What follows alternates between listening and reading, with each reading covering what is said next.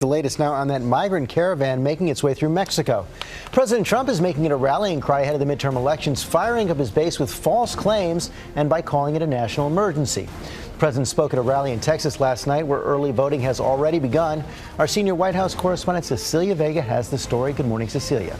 Hey, George, good morning to you. Let me just give you some perspective on that. The so-called national emergency, the caravan, actually represents about 0.06% of all of the undocumented people already in this country. So we are talking about a very small fraction here. But the president is hoping he's got a winning strategy here, the same strategy that helped him win the White House. He's hoping can give Republicans a boost in this midterm. And that strategy is using immigration to stoke fears.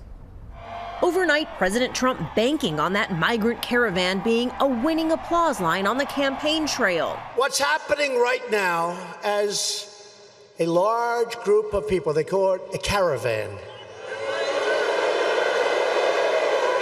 He's using it to rally his base and scare voters to the polls. And he's doing it with false claims like this. Do you know how the caravan started? Does everybody know what this means? I think the Democrats had something to do with it. There is no evidence that Democrats or anyone paid the migrants to make the treacherous trek north. He also keeps repeating this false claim about so-called Middle Easterners, offering no proof to back it up. Take your camera, go into the middle and search.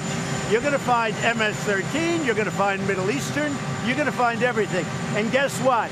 We're not allowing them in our country. But with just 2 weeks to go, President Trump is pulling out all the stops. At a packed rally in Texas, the president stumping for his one-time political nemesis, Senator Ted Cruz, who is locked in a heated race with Democrat Congressman Beto O'Rourke.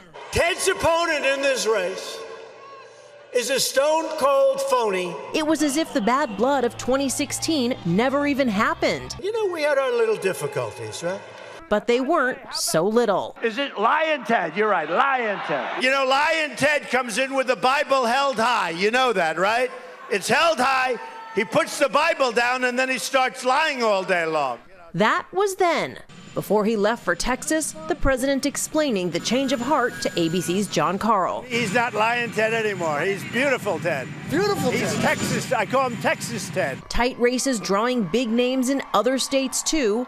President Obama in Nevada. Unlike some, I actually try to state facts. His message clear, even if he never once mentioned President Trump by name. I don't believe in just making stuff up.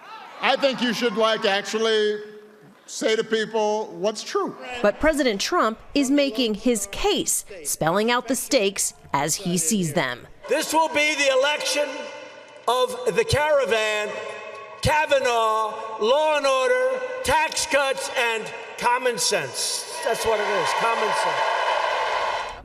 Yeah, exactly 2 weeks to go. But back to that early voting in Texas. On the very first day in some of the biggest counties in that state, we saw monster numbers surpassing past midterms in some cases, past presidential elections in others. But you heard the president make it very clear overnight. He says the caravan is one thing he hopes drive voters to the polls. He has lots of signs that the turnout will be high on both sides. Cecilia, thanks very much.